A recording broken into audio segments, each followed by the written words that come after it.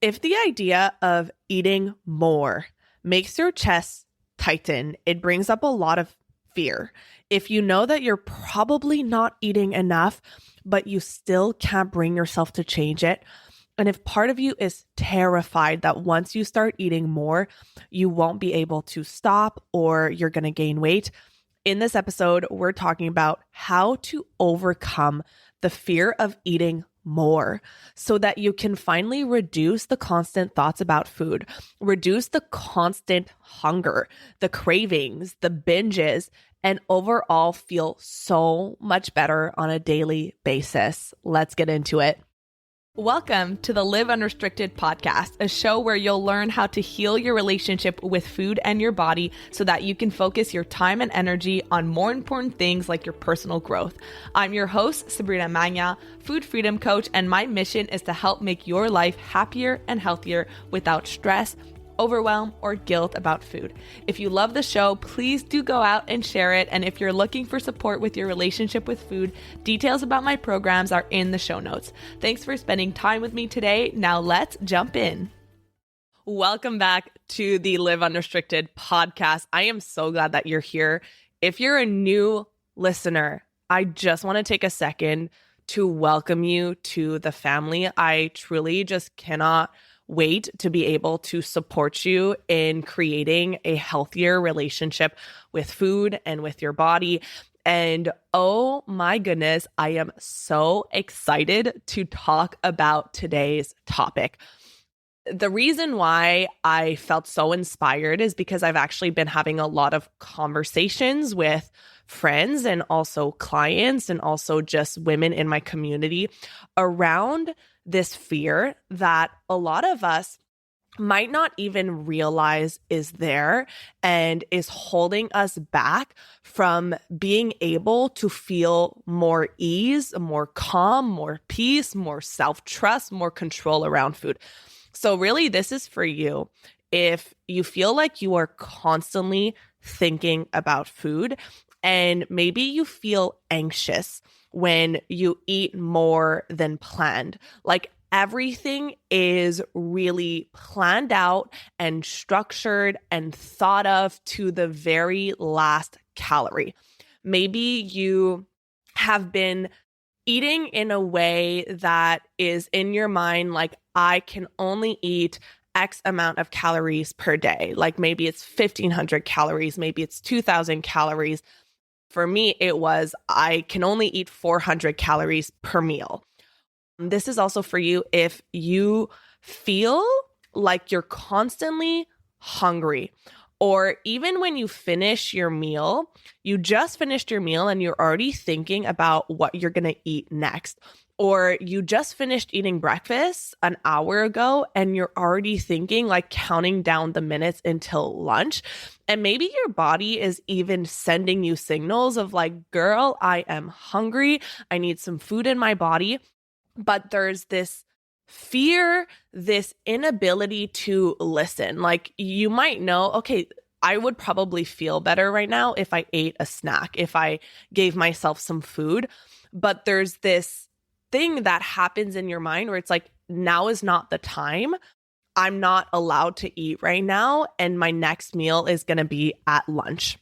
This is for you if you rely on strict food rules, on tracking, on control around food to feel safe.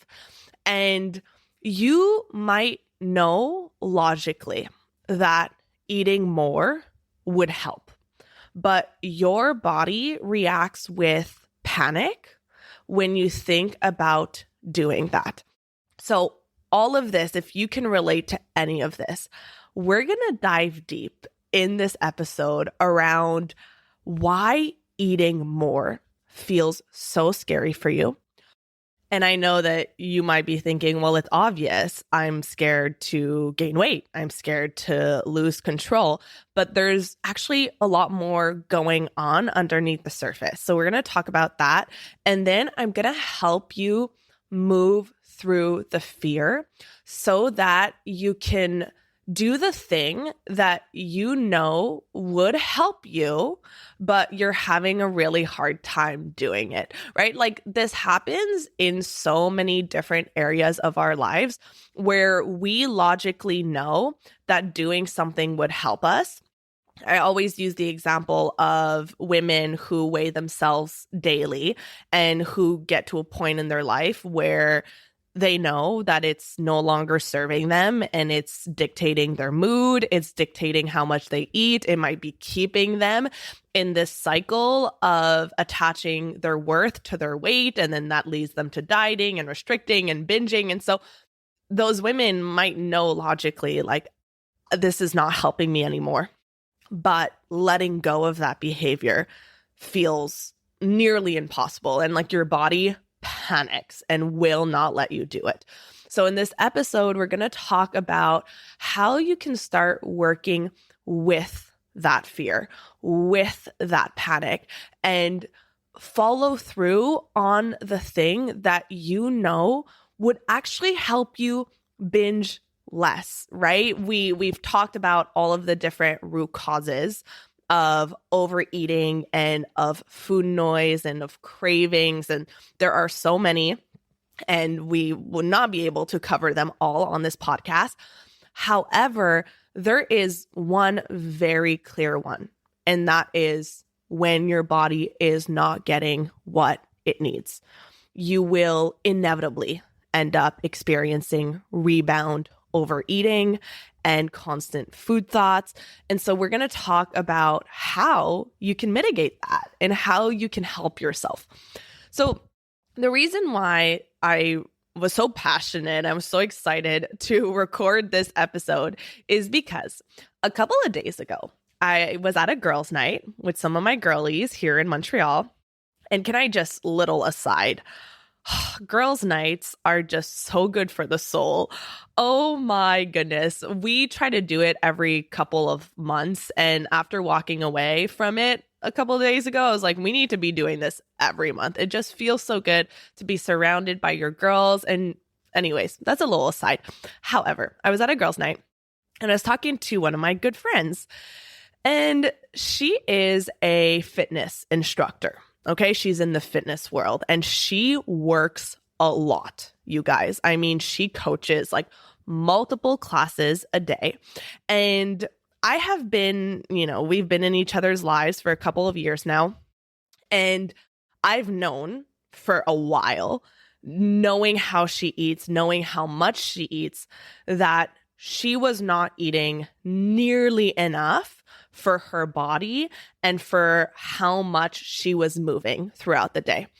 And I never try to overstep because I know that I do this for a living, but sometimes people need to come to the conclusion for themselves. So I would kind of mention a few comments here and there, and it kind of went over her head, and that's totally okay. Like sometimes we're just not ready to hear it. And I also want to say that it wasn't on purpose that she wasn't eating enough. There wasn't like any kind of fear around it. She has a healthy relationship with food and her body. I just genuinely don't think that she understood how much her body actually needed in order to function optimally. So anyways, we're at our girls' night and we start talking, and she starts telling me how she's been having conversations with ChatGPT because she is really working on lowering her stress. And part of that is making sure that she is eating enough. And she's telling me how she kind of realized that she wasn't eating nearly enough for her body. And as she's telling this to me, I kind of have a smile on my face because in my mind, I'm like, yeah, I could have told you that months ago. But like I said, sometimes people have to come to the conclusions on their own. And it was like this light bulb went off in her mind because she was like, of course I was tired all the time. Of course I was stressed. Of course, this is what ChatGPT told her. I was having all of these intense cravings for sweets and for sugar at the end of the day because my body was so depleted that I needed a quick source of energy. And so my body would instinctively send me to the candy and those things that would provide that quick source of energy. And she thought that she had a problem with willpower and that there was something wrong with her and that she just like had this sweet addiction. And it was lovely to have her see that there isn't anything wrong with her and that her body was just working the way that it's meant to work to try to keep her alive and to keep her nourished. So it was like this light bulb went off in her mind. And then we started talking about how many calories she is trying to eat throughout the day. And she told me when we were talking about how many calories that she is burning, right? Because that can help you get an idea of how many calories that you need. Obviously, if you're moving more, if you're lifting weights, if you're exercising, if you're walking a lot, then you're going to need more calories to replenish that reserve of energy. And she said something to me that really surprised me. She told me that she assumed that she was burning around 500 calories a day total. And I was like, whoa, whoa, whoa. I was kind of stunned and I was like, there's no way that you're only burning 500 calories per day. And she was like, I'm not doing these like big intense HIIT workouts. I'm just kind of walking around and going to my classes. And so, no, I don't think I'm burning more than 500 calories a day. And so I started explaining to her that the average woman needs a bare minimum of 1,200 to 1,400 calories per day just to function, like at a bare minimum. So I want you to think about, let's say that you never got out of bed. All day, you just laid in bed. You did not move. Your body needs a minimum of 1,200 to 1,400 calories just to keep all of those systems in your body working. So that means your heart beating, your hormones regulating, your breath, your brain working, right? Like your temperature regulating, all of those things that we just need to function. This is called your BMR, your basal metabolic rate. So I was explaining this to her, like if you were to not even get out of bed, that's how many calories your body would need to function. And then you add the everyday living. So going for walks, moving, digesting food, thinking, using your brain for work. If you're walking a lot, like that adds so much more to it. And I could tell that she was kind of stunned. And what I said to her is, you probably need closer to, she's a small girl. So I think she's very small. So I said, you probably need closer to like 2,500 calories minimum in order to make sure that not only you are getting enough food to function, but also if you're working on muscle building, then that's another piece of it too, to make sure that you are getting enough calories to build your muscles and to sustain your muscles.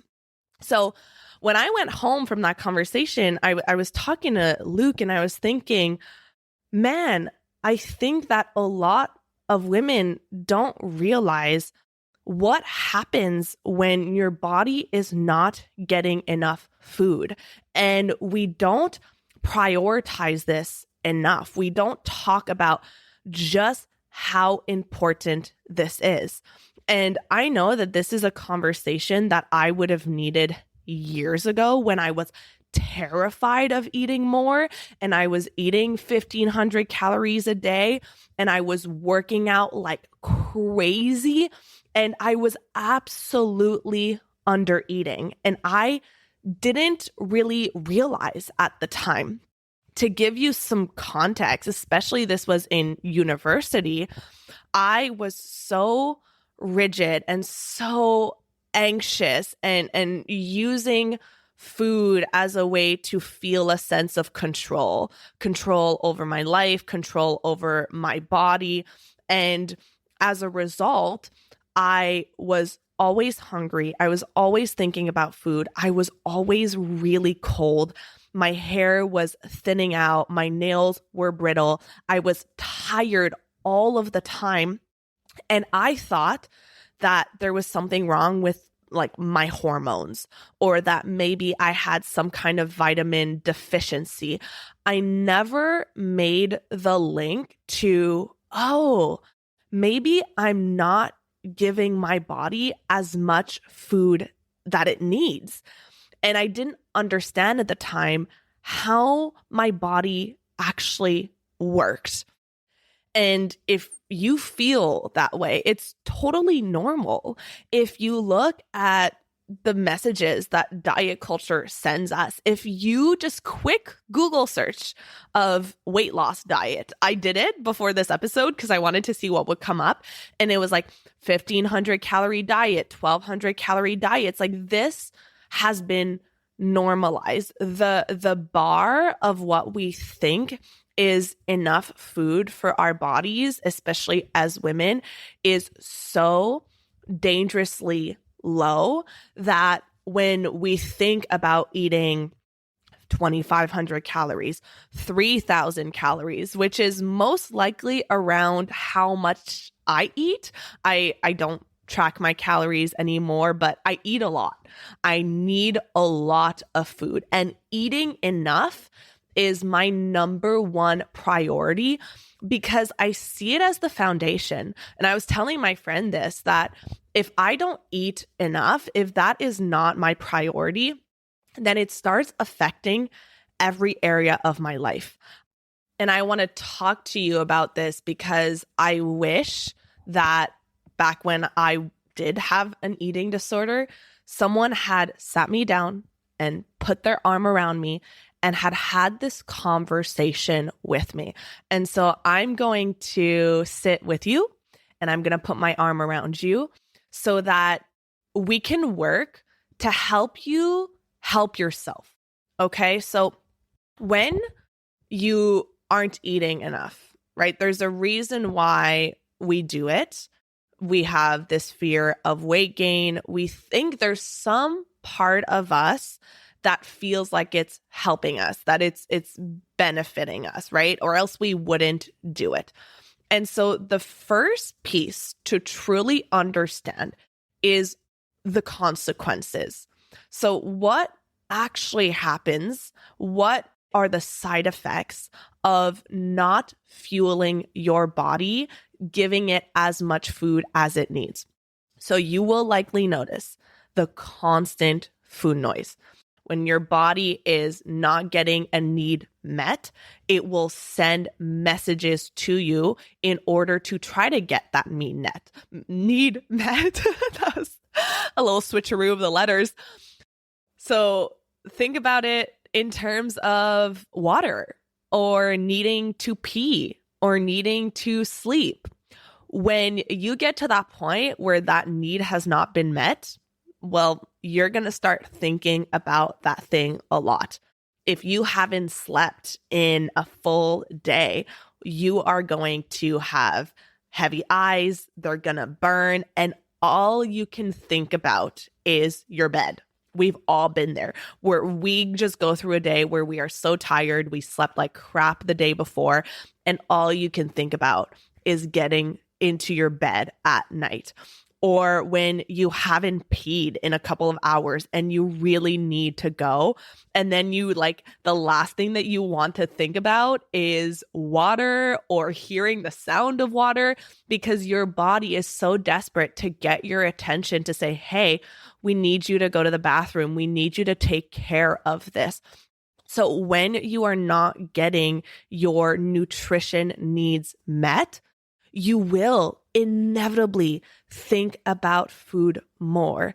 And I just wish that more people understood how related this is. There's so many conversations around food noise, and there are many reasons why someone might be having food noise.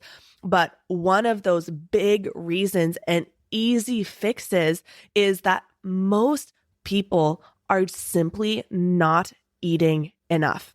So that's the first piece. You will experience constant food noise.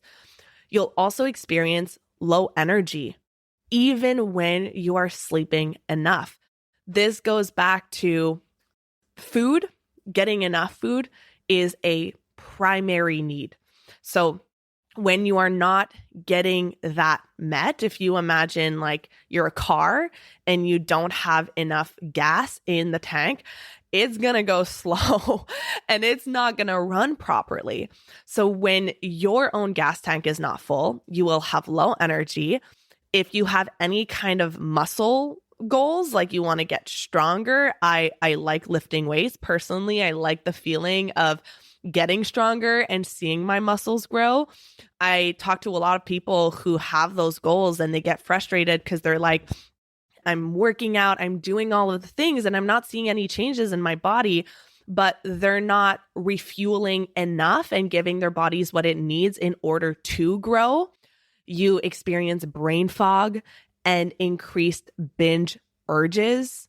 This is a really big one. And I'm just going to pause on this one for a second, because when you are used to eating a certain amount and you control everything and it's down to the calories, or you have this mentality that less is better, there's a reason why you feel that way. And it's often because of the fear of gaining weight, right? If I eat more, then I will gain weight. And the way that I'm eating right now is helping me not gain the weight.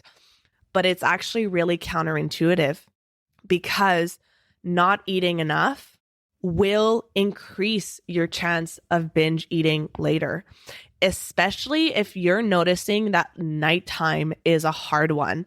Like you can be quote unquote good all day, but then when dinner rolls around and then there's like that twilight zone after dinner, it feels like you just cannot stop eating.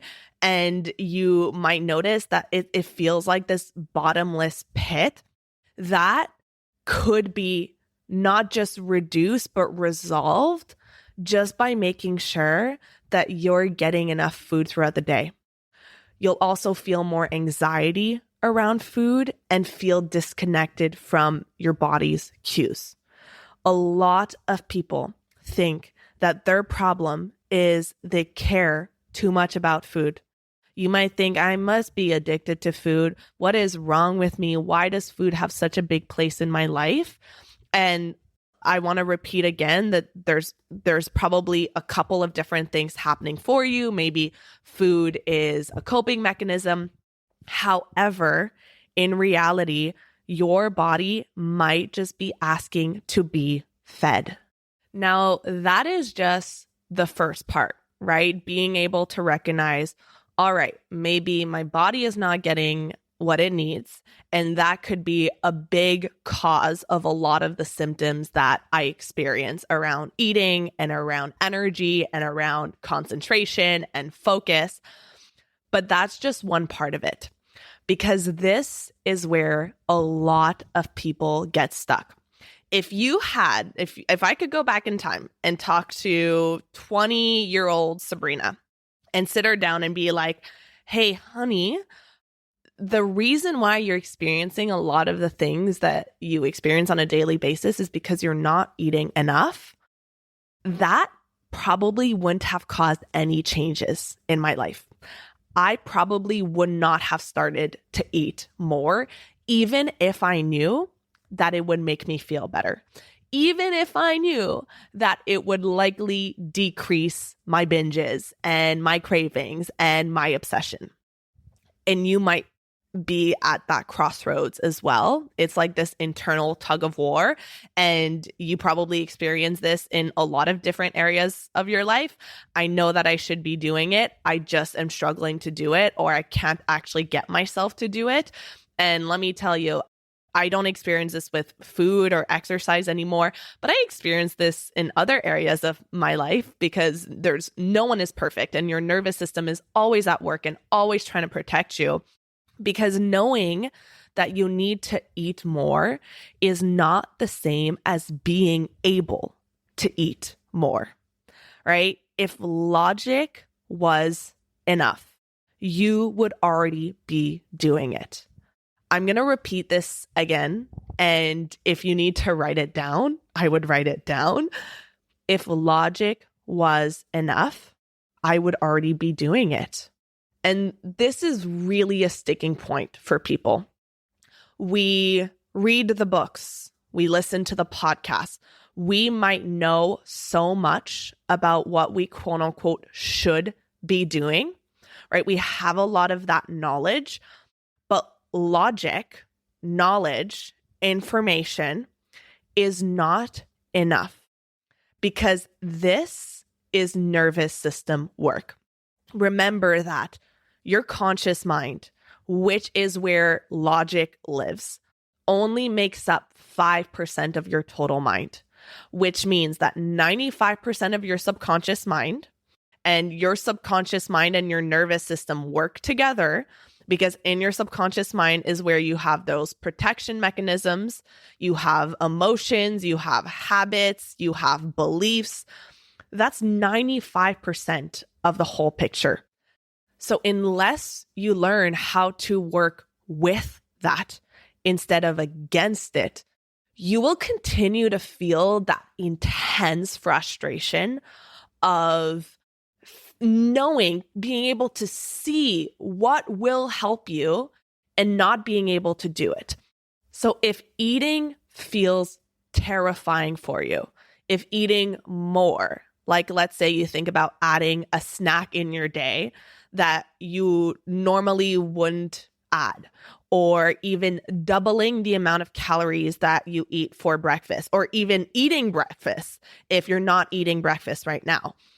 If that feels really scary for you, and I know as someone who used to struggle with all of this, that from the outside, it seems silly. It feels so trivial, right? It's like, just add a snack, just eat more. Like it's so simple. Why is it such a big deal?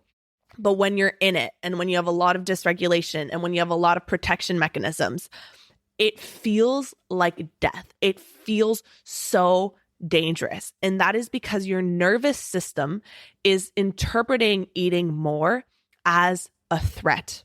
So eating the way that you currently are right now, eating less, eating as many calories as you're eating in the predictable pattern and consistent structure that you currently are, it feels like safety. It feels like predictability. It helps to ground you. It's a protection mechanism. It feels like, okay, as long as I'm eating in this way, as long as I'm burning these many calories, as long as I'm doing things like this, I can keep myself safe.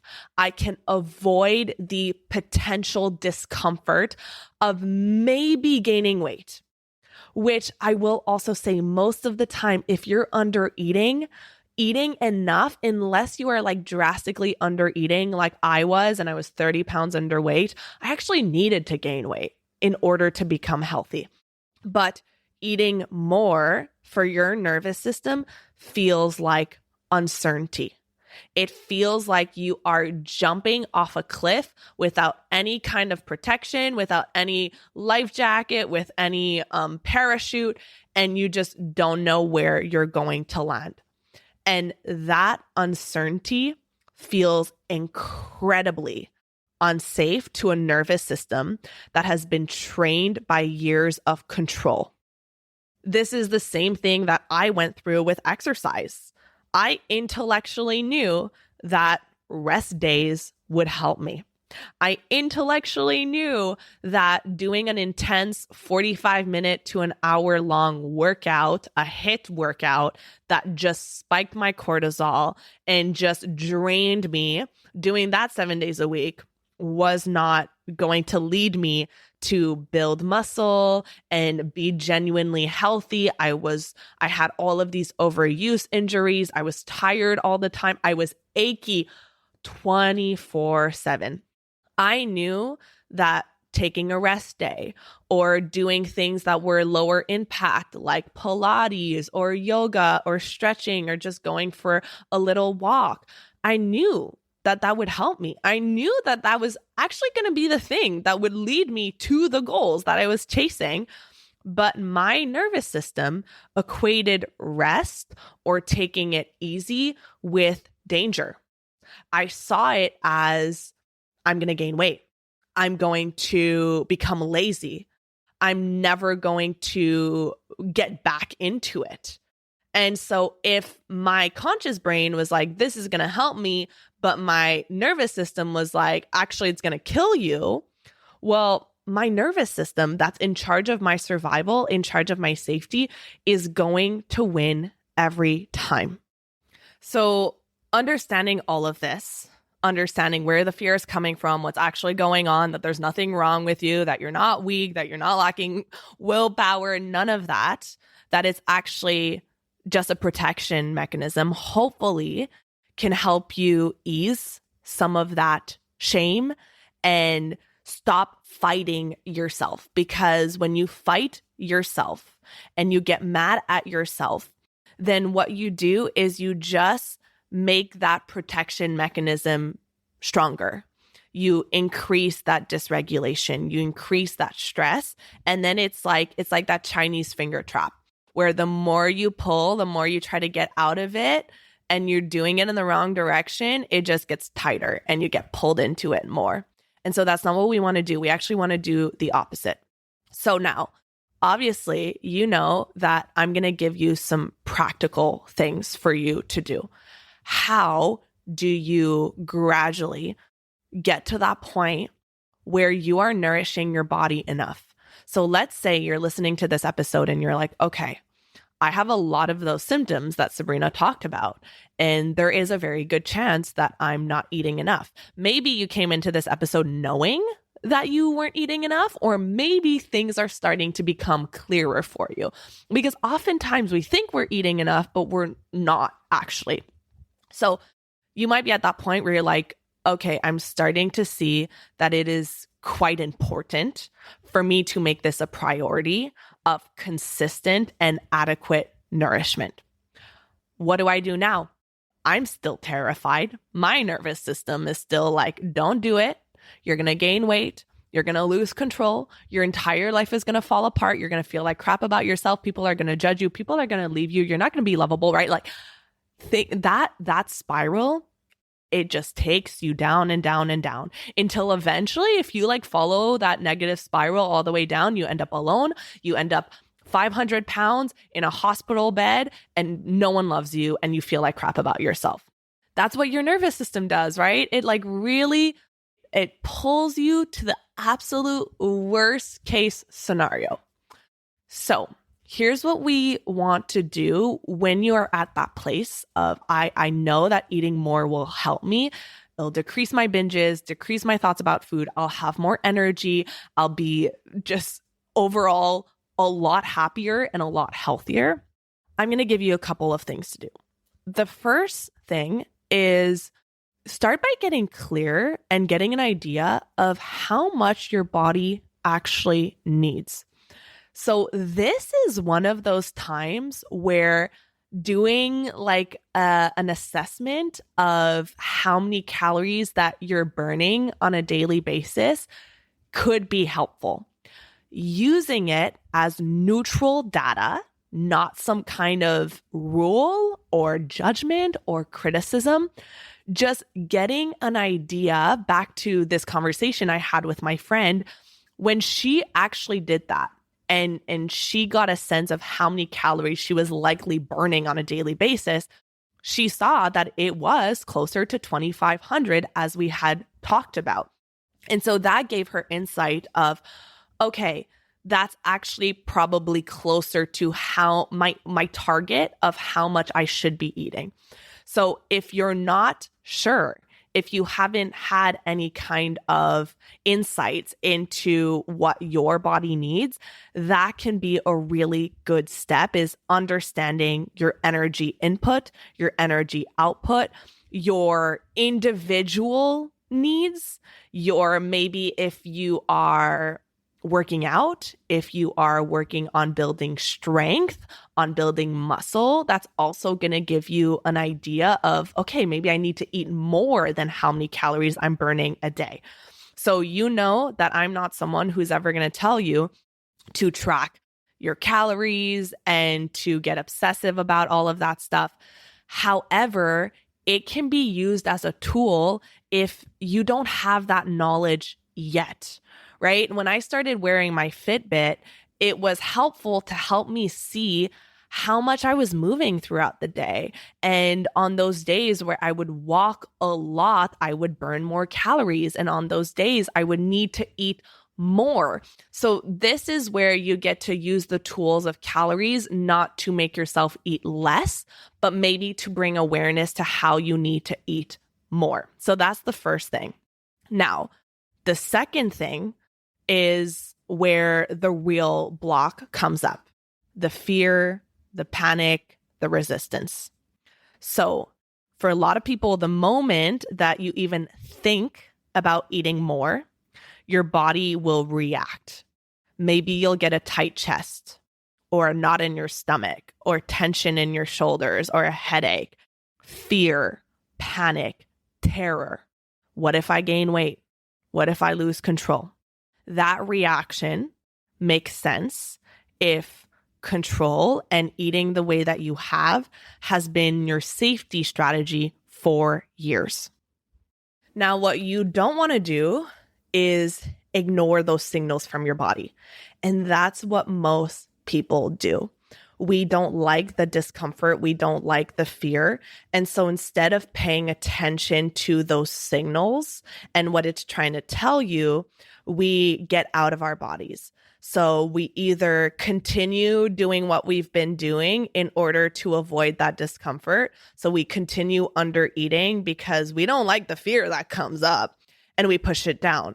But then you just keep repeating the same cycles, feeling anxious, feeling controlling, and that doesn't help you. And I know, trust me, my friend, I know that it's not the natural thing to do to be like, ooh, I'm feeling all of these uncomfortable emotions in my body. Let me pay attention to them, right? That's not fun. We don't like to experience that. But as someone who has been working with my body for a while now, I can tell you it is life-changing when you start listening to what the fear is trying to tell you instead of ignoring it.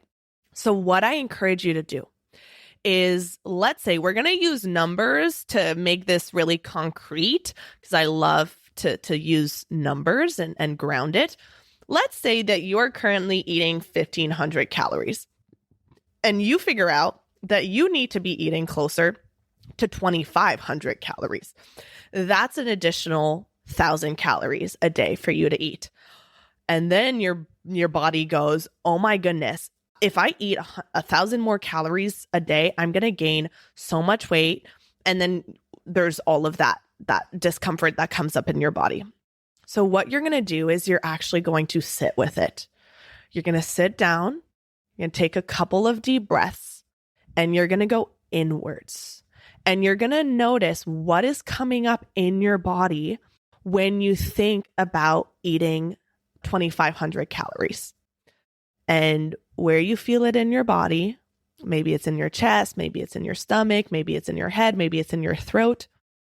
And notice how it feels, notice how intense it is, and follow that feeling. And ask that part of your body. I know we're getting into the weird woo-woo stuff, but let me tell you, it's effective. It works. I do this with my clients and it makes a huge difference. You're going to follow that part in your body and you're going to ask it, what are you afraid is going to happen if I eat 2,500 calories a day? And just notice all of the chatter, all of the fears, all of the things that come up, because that's going to help you understand why it has been so hard for you to do the thing that you know that you need to be doing. And listen to what that fear is. Listen to what that part of you is afraid is going to happen.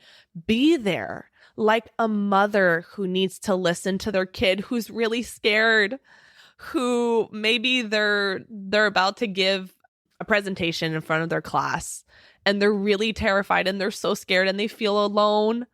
And just by being able to have that parental presence to say, hey, I hear you. I see you. I understand why you're feeling all of these things. And thank you. Thank you for trying to protect me. Thank you for trying to be there for me, right? Because that part of you that is scared is not working against you.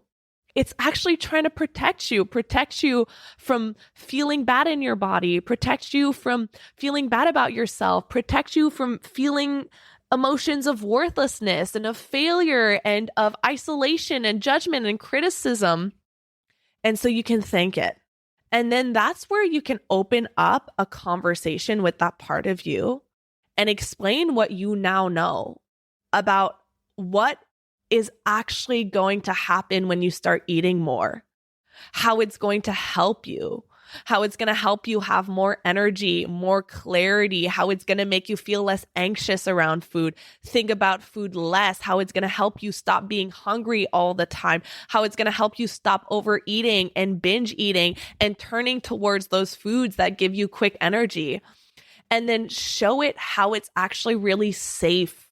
It's actually really safe for you to start upping the amount that you eat. And now you're not going to overnight start eating 2,500 calories. However, being able to bring safety in your body first, that is the priority. You cannot do anything before you feel safe around doing it. And then you can start taking incremental small steps that push you, that feel slightly uncomfortable for you. What I talk about with my clients is that's where we go into the stretch zone. We don't go into the panic zone where we overwhelm your system and then you feel so scared that you retreat into what is known. That's not what you want to do, but you start small. So it might be that you add a piece of fruit to your breakfast, or you add a snack, like maybe you add 200 calories in a snack a day, and you start really small, right? And you take those progressive steps. And every time what you're doing is you are building evidence and you are showing your system that it is safe and that the worst case that you were so terrified to happen is not happening. It's called titration, and it's taking those very small steps, and every time you are bringing it back to safety. Here, look what I'm doing. I'm adding a little bit more food. I feel better. It's this positive feedback loop to show yourself, hey, when I do this thing, I actually get benefits from it. When I do this thing, I feel better. And that's what's going to give you the momentum and the safety to continue to do that. But most people, they never start and they never give themselves the evidence and the proof that they can do it and that it's helpful for them because we let our nervous system win and pull us into the fear. So to recap what we just went over, the first step is just to get clear on an idea of how much your body needs in order to be nourished adequately, consistently, and function enough. Then once you have that, you might notice the discomfort, the fear, the panic start rising up in your body. You don't ignore it. You go inwards. You listen to it. What does it have to share with you? What is it doing for you? How is it protecting you? Open up a conversation. Instead of ignoring it and continuing to do the thing that feels safe for you, but just ends up keeping you trapped, open up the conversation, listen to what it has to say, and also show it what you know now about how this could help you, how this is going to benefit you, how this is actually being able to eat more is actually going to keep you safe. And then once you've created a sense of safety, and you can even ask yourself, what does my body need to feel safe right now? See what comes up, listen to that. Then I'm going to challenge you to start really, really small. Okay, this is not eat 1,000 more calories tomorrow. This is how can you make a small addition, a small adjustment? Maybe it's a slightly bigger breakfast. Maybe you add a snack. Maybe you eat a bigger lunch. Maybe you add some carbs to your lunch, whatever that might be for you. I want you to trust yourself with this, listen to yourself with this, and then build up evidence, build up proof. Okay, I can do this. Okay, this is safe. Okay, I feel better. And then that is how you make those small progressive changes to finally get to that point where you are nourishing your body, where you are eating enough, and you will feel so much better. You'll think about food less. You'll have more energy. You'll have less brain fog. You'll be able to concentrate at work. All of that energy that was getting drained is now going to be back in your body and available for you to focus on things that matter and be present with the people that you love. So that's your challenge for today. If there's someone in your life that you know needs to hear this episode, send it to them, show them that you are right there with them. I love you so, so much, and I will see you on the next episode. Thank you so much for listening to today's episode. If you found it valuable, I would love if you would share it with someone you know that could benefit. If you're loving the show, don't forget to subscribe over on Apple Podcasts so you don't miss a single episode. I really love hearing feedback from you, so please leave a rating and review over on Apple to help us get in the ears of more people who need it the most.